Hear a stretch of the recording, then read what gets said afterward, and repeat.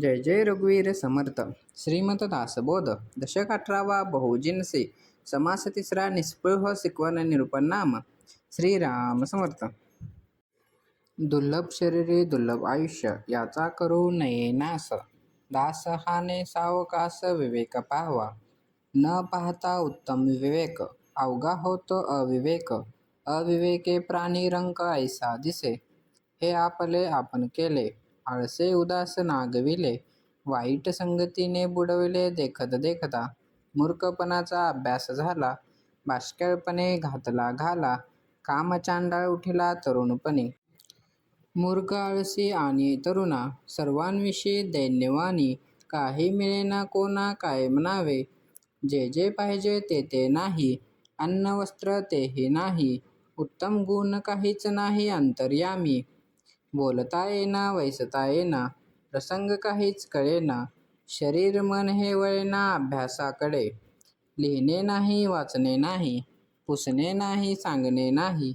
नेमस्तपणाचा अभ्यास नाही बाष्कळपणे. आपणास काहीच येना आणि शिकवलेही मानेना. आपण वेडा आणि सज्जना बोल ठेवी, अंतरी एक बाहेर एक. ऐसा जयाचा विवेक, परलोकाचे सार्थक कैसे घडे. आपला संसार नासला, मनामध्ये प्रस्तावला. तरी मग अभ्यास केला पाहिजे विवेकाचा. एकाग्र करुनिया मन, बळेचे धरावे साधन.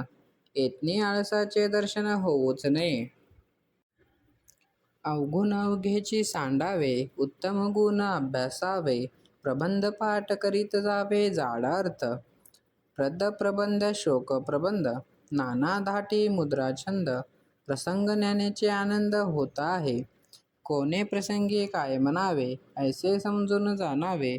उगेची वावगेसी नावे कासयासी, दुसऱ्याचे अंतर जाणावे. आदर देखून म्हणावे, जे आठवेल ते गावे हे मूर्खपण.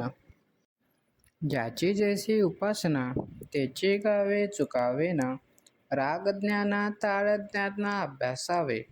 साहित्य संगीत प्रसंग माने, करावी कलेची घमशाने. अर्थात श्रवण मनने काढीत जावे. पाठ उदंडचे असावे, सर्व काळ उजळीत जावे. सांगितले गोष्टीचे असावे स्मरणांतरी. अखंड एकात सेवावा, ग्रंथ मात्र धांडोळावा. प्रचित येईल तो घ्यावा अर्थमनी. इति श्रीदासबोधे गुरु शिष्य संवादे. निस्पृह शिकवण निरूपण नाम समास तिसरा. जय जय रघुवीर समर्थ.